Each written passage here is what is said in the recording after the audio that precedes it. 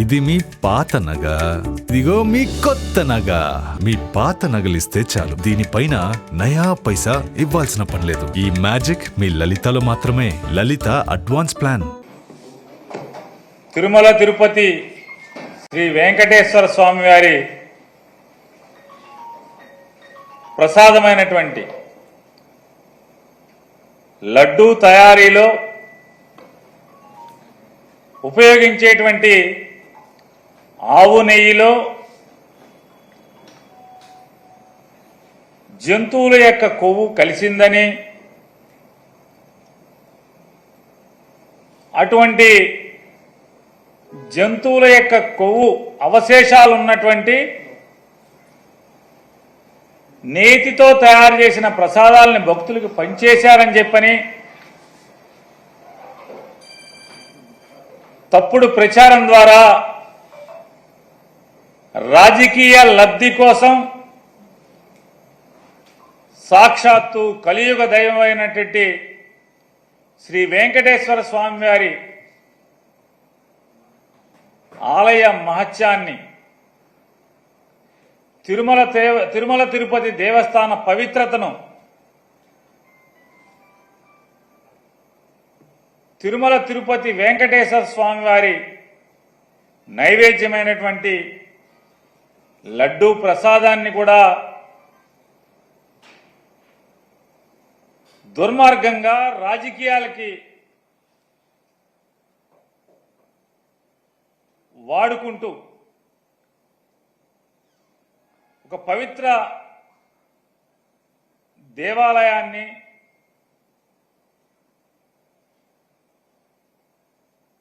ప్రపంచవ్యాప్తంగా ఉన్నటువంటి హైందవ ప్రజల యొక్క ఆరాధ్య దైవమైనటువంటి వెంకటేశ్వర స్వామి వారిని కూడా రాజకీయాల్లో భక్తుల మనోభావాల్ని దెబ్బతీసే స్థాయిలో ముఖ్యమంత్రి హోదాలో ఉన్నటువంటి ఒక బాధ్యతాయుతమైనటువంటి పదవిలో కూర్చున్నటువంటి నారా చంద్రబాబు నాయుడు గారు తిరుమల తిరుపతి ఎగ్జిక్యూటివ్ ఆఫీసర్ గారైన శ్యామలరావు గారు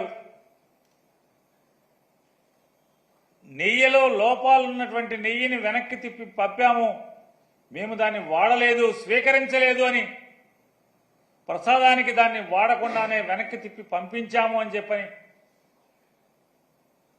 అలాగే తిరుపతిలో ల్యాబ్ ఉంది, ల్యాబ్లో మేము పరీక్ష చేసి అటువంటి నెయ్యిని వెనక్కి పంపించాము, వాడలేదని చెప్పని ఈవో చెప్తున్నప్పటికీ కూడా దుర్మార్గంగా నారా చంద్రబాబు నాయుడు గారు దీంట్లో జంతువు కొవ్వు కలిసిందని, అలాగే వారి కుమారుడైన నారా లోకేష్ నాయుడు గారు మరొక అబద్ధాలు ఆడటంలో, అసత్యం ఆడటంలో మరొక 10 అడుగులు ముందుకేసి పంది కొవ్వు కలిసిందని చెప్పని ప్రసాదంలో నారా లోకేష్ మాట్లాడుతూ, అలాగే వెనకటికి పెద్దలు చెప్పిన సామెతగా దున్నపోతు ఈనిందేనే ఎవడో చెప్తే దూడను కట్టేయమని చెప్పని ఇంకొకటి దూడను కట్టేయడానికి పరిగెత్తిన చందాన ఈ తండ్రి కొడుకుల యొక్క దుర్మార్గపు మాటలని,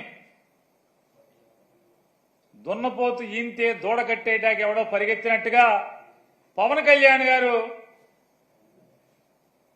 దాన్ని భుజానేసుకుని ఆ మాటను ప్రచారం చేయటం, వీళ్ళందరూ కలిసి ఉమ్మడిగా కూటమిగా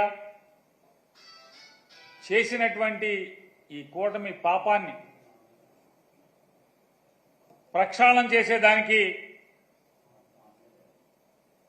సెప్టెంబర్ మాసం 28వ తారీఖున, అంటే ఈ నెల 28వ తారీఖున శనివారం తిరుమల వెంకటేశ్వర స్వామి వారి యొక్క పవిత్రతని వీళ్ళ ముగ్గురు కలిసి, కూటమంతా కలిసి అపవిత్రం చేసినటువంటి దౌర్భాగ్య పరిస్థితుల నుంచి వాళ్ళ పాపాలని క్షమించి వదిలేయమని, దానికి పరిహారం కోసం జగన్మోహన్ రెడ్డి గారి యొక్క పిలుపు మేరకు ఈ శనివారం 28వ తారీఖున ప్రతి నియోజకవర్గంలో కూడా వివిధ దేవాలయాల్లో భక్తులు కానీ ప్రజలు కానీ అలాగే వైఎస్ఆర్ కాంగ్రెస్ పార్టీ కార్యకర్తలు కానీ ప్రతి ఒక్కరు కూడా ఆ రోజు ఈ కూటమిగా వీళ్ళు ఏర్పడి స్వామివారి పవిత్రతని ఈ రకంగా కిరాతకంగా పాపానికి ఒడిగట్టిన దాన్ని పరిహారం కోసం ప్రత్యేకమైన పూజలు నిర్వహించమని చెప్పని అందరినీ కూడా వైఎస్ఆర్ కాంగ్రెస్ పార్టీ తరఫున కోరుకుంటున్నాం. గత వారం రోజులుగా తిరుపతి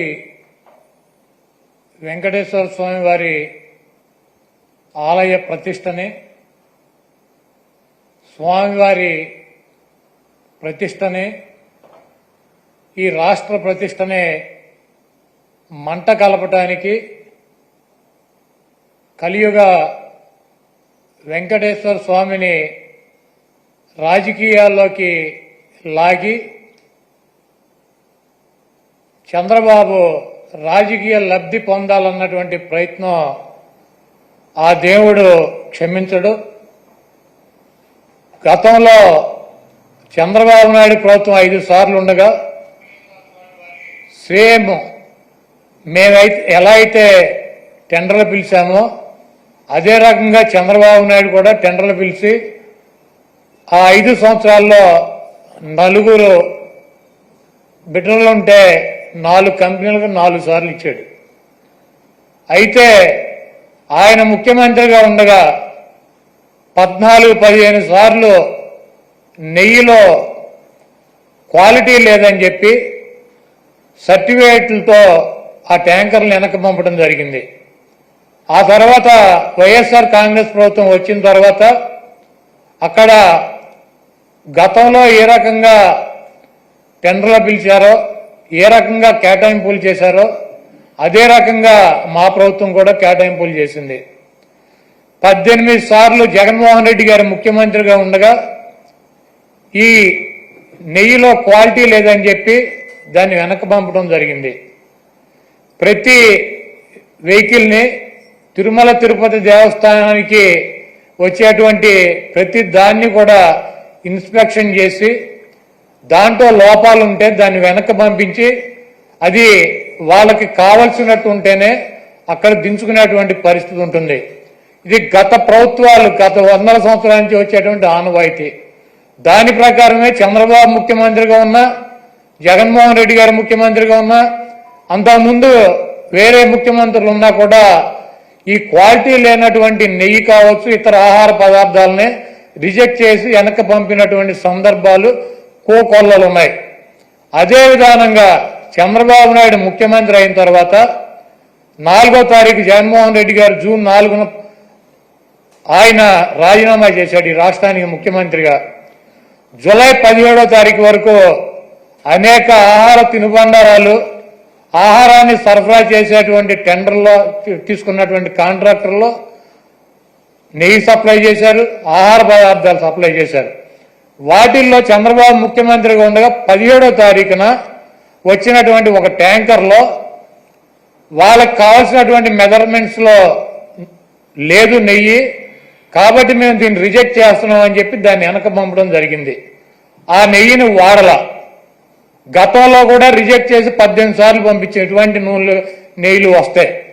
ఎప్పుడూ కూడా క్వాలిటీ లేనటువంటి నెయ్యి కానీ నూనె కానీ ఎటువంటి ఆహార పదార్థాలు తిరుమల తిరుపతి దేవస్థానంలో వాడినటువంటి పరిస్థితి లేదు. 17వ తారీఖున జూలై 17వ తారీఖున ఏం ఫస్ట్ టైం కాదు రిజెక్ట్ అవటం, కొన్ని 100 సార్లు రిజెక్ట్ అయినాయి అదే తిరుమల తిరుపతి దేవస్థానంలో. దానిని చంద్రబాబు నాయుడు రాజకీయ లబ్ధి కోసం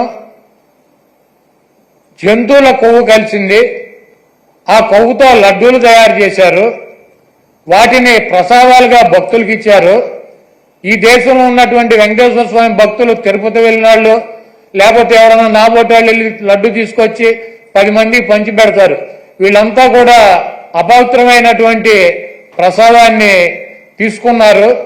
కాబట్టి జగన్మోహన్ రెడ్డిని శిక్షించాలి అని చెప్పి చంద్రబాబు నాయుడు రాజకీయ ప్రయోజనాలు ఆశించి సొంత మామనే రాజకీయాల కోసం, పదవి కోసం, పార్టీ కోసం దిగజార్చి ఆయన మీద ఏ రకమైతే నిందలేసి ఆ పార్టీని తీసుకున్నాడో రాజకీయ లబ్ధి కోసం, అదేవిధంగా జగన్మోహన్ రెడ్డి గారు ఇబ్బంది పెట్టాలి రాజకీయంగా అని చెప్పి ప్రత్యక్షంగా కలియుగ దైవమైనటువంటి వెంకటేశ్వర స్వామినే ఆయన ప్రసాదాన్నే రాజకీయాల్లోకి లాక్కొచ్చేసినటువంటి దుర్మార్గమైనటువంటి వ్యక్తి చంద్రబాబు నాయుడు.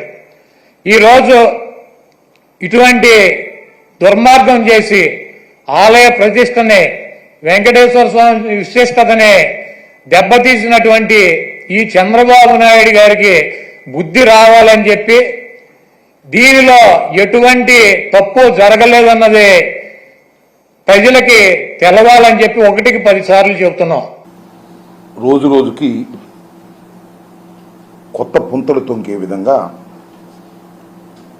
తెలుగుదేశం పార్టీ, వారి అనుకూలంగా ఉన్న మీడియా, కూటమిలోని పార్టీలు తీవ్రమైన ప్రచారం చేసే కార్యక్రమాన్ని చేపట్టారు. ఎప్పుడైతే నారా చంద్రబాబు నాయుడు గారు ముఖ్యమంత్రి స్థాయిలో ఉండి తిరుపతి లడ్డూ వివాదాన్ని ప్రస్తావన చేశారో, 18వ తారీఖున కూటమి ఎమ్మెల్యేల మీటింగ్ సమావేశంలో ఆయన జంతువుల కొవ్వు లడ్డూ తయారీలో ఉపయోగించినటువంటి నెయ్యిలో కల్తీ కలిసింది అనేటువంటి ఆరోపణ చేశారో, ఆ ఆరోపణ తరువాత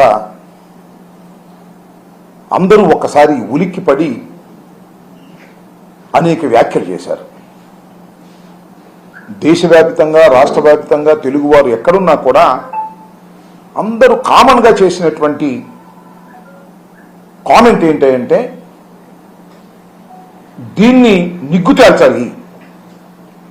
ఇది జగన్మోహన్ రెడ్డి గారి ప్రభుత్వం అధికారంలో ఉన్నప్పుడు లడ్డూ ప్రసాదంలో కల్తీ కలిసిందని అధికారంలో ఉన్నటువంటి ఒక ముఖ్యమంత్రి గారు చేసినటువంటి ఆరోపణ రాజకీయ ఆరోపణగా మిగిలిపోకూడదు, దీనికి ఒక లాజికల్ ఎండ్ కావాలి అనేటువంటి ఉద్దేశంతో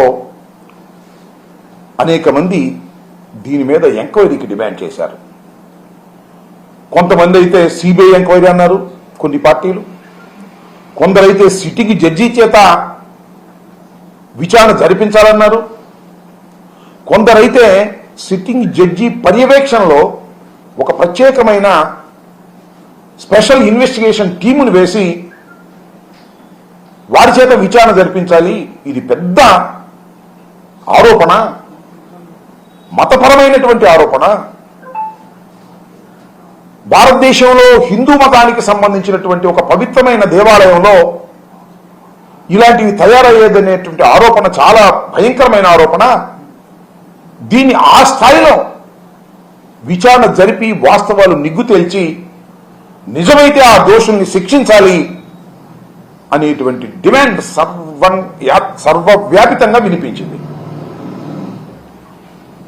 తర్వాత చంద్రబాబు నాయుడు గారు మొన్న ఎప్పుడు అనుకుంటాను చాలా వ్యాఖ్యలు చేస్తూ ఆయన ఎంక్వైరీ చేస్తానన్నాడు. ఏం ఎంక్వైరీ విన్నారు కదా. ఆంధ్రప్రదేశ్ ప్రభుత్వంలో పనిచేస్తున్నటువంటి ఒక డిఐజీ స్థాయిలో అధికారిని వేసి విచారణ జరిపిస్తాను అని ఆయన చెప్పిన తర్వాత దేశవ్యాపితంగా, ప్రపంచవ్యాపితంగా ఉన్నటువంటి మానవతావాదులు కానీ, రాజకీయ నాయకులు కానీ, హిందుత్వానికి సంబంధించిన వారు కానీ చాలా ఆశ్చర్యపోయారు. ఇంత పెద్ద ఆరోపణ చేసి ఆయన ప్రభుత్వంలో పనిచేస్తున్నటువంటి ఒక డిఐజీ చేత విచారణ జరిపిస్తాను అనడం ఏమిటి, ఇది ధర్మమేనా అనేటువంటి విమర్శలు విపరీతంగా వచ్చాయి. అప్పుడు నేను అనుకున్నా, డిఐజీ ఏం చెప్తాడు? చంద్రబాబు నాయుడు గారి ప్రభుత్వంలో పనిచేస్తున్నటువంటి డిఐజీ ఏం చెప్తాడు? ధర్మారెడ్డి, సుబ్బారెడ్డి, అదేవిధంగా కరుణాకర్ రెడ్డి తప్పు చేశారు, వాళ్ళందరినీ ఉరేయమని రాంచుతారు. ఇంతేగా మీరు చేసేది. దానికన్నా ఇంకో బెటర్ చేయటం బెటరు. మీ అబ్బాయి ఉన్నాడు కదా లోకేష్, విద్యాశాఖ మంత్రి, ఆయన నాయకత్వంలో కమిటీ వేసి విచారణ జరిపించండి, ఈజీగా అయిపోతుంది. అంటే ఎప్పుడైతే ఇంత పెద్ద ఆరోపణ చేసి కేవలం తన ప్రభుత్వంలో పనిచేస్తున్నటువంటి ఒక పోలీస్ ఆఫీసర్ని వేసి విచారణ జరిపిస్తాను అన్నప్పుడే చంద్రబాబు నాయుడు గారు చేసినటువంటి ఆరోపణ పట్టు లేనిదని, అసత్యమని, కేవలం రాజకీయ దుమారాన్ని రేపటం కోసమో లేదా జగన్మోహన్ రెడ్డి గారి ప్రభుత్వం మీద కక్ష సాధించటం కోసమో లేదా హిందుత్వాన్ని రెచ్చగొట్టి అల్లకల్లోలాలు సృష్టించడం కోసమో చేసినటువంటి ఒక ప్రయత్నం అనేది చాలా స్పష్టంగా అర్థమైపోయిందనే విషయాన్ని నేను ప్రత్యేకంగా చెప్పవలసిన అవసరం లేదు. విఘ్నులైనటువంటి తెలుగు ప్రజలు, హిందుత్వవాదులు, మతాలు సామరస్యంగా ఉండాలని కోరుకునే, లౌకికతత్వం కావాలని కోరుకునే మేధావులు ఆలోచిస్తే వెంటనే అర్థమయ్యేటటువంటి అంశము అని మనవి చేస్తున్నాం. నేను ఏంటంటానంటే, ఇక్కడ ఒక ఆరోపణ చేశారు ఒక రాజకీయ నాయకుడు, అందులోనూ ముఖ్యమంత్రి గారు. ఎవరి మీద ఆరోపణ చేశారు? గత ప్రభుత్వం మీద చేశారు. అంటే ఒకసారి ముఖ్యమంత్రిగా చేసినటువంటి జగన్మోహన్ రెడ్డి గారు, ఆ ప్రభుత్వం దిగిపోయిన తర్వాత కొత్తగా వచ్చినటువంటి రాజకీయ ప్రభుత్వం చంద్రబాబు నాయుడు గారు ఆరోపణ చేశారు. ఇది రాజకీయ ఆరోపణగా మిగిలిపోకూడదనే ఉద్దేశంతోనే డిమాండ్ చేస్తే, చిత్రమైన విషయం ఏంటంటే, లాజికల్గా ఏమవ్వాలండు విచారణ జరిపి దీనిలో వీళ్ళు తప్పులు చేశారు, వీళ్ళ మీద యాక్షన్ తీసుకోవాలని ఒక నిష్పక్షపాతమైన విచారణ జరపవలసినటువంటి అవసరం ఉన్నది. అలా కాకుండా తప్పు జరిగిపోయింది అంటున్నారు. ఈనాడు వాళ్ళు ఇన్వెస్టిగేషన్ చేసి పేపర్లో రాసేస్తున్నారు. మొట్టమొదటి రోజునేమో అనుమానం అన్నారు, రెండో రోజునేమో నిజం అన్నారు. ఆంధ్రజ్యోతి కూడా ఇన్వెస్టిగేషన్ చేసేసి రాసేస్తుంది, ఆయన టీవీలు కూడా ఇన్వెస్టిగేషన్ చేసి రాసేస్తున్నారు. రాసేసి శిక్షించాలంటున్నారు. ఏంటి నాకు అర్థం కాల. మీరు అలాంటప్పుడు డిఐజీ స్థాయిలో అధికారిని ఇంకా వేయాల్సిన అవసరం ఏముంది? ఈనాడు చెప్పినట్టు, ఆంధ్రజ్యోతి చెప్పినట్టు, లేదా టీవీలు చెప్పినట్టు చేసేయండి. ఏమిటి దుర్మార్గం అంటున్నా. ఒక గుడ్డగాల్చి మొకాన వేసిన తర్వాత మీరు దాన్ని మేము తుడుచుకునే కార్యక్రమం కాకుండా వాస్తవాలు చెప్పేటటువంటి పరిస్థితి ఉండాలి. ఎప్పుడైతే మీరు చేసిన ఆరోపణలో పసలేదో ఆర్భాటాలు ఎక్కువ చేస్తున్నారు. ఇది మీ పాత నగ.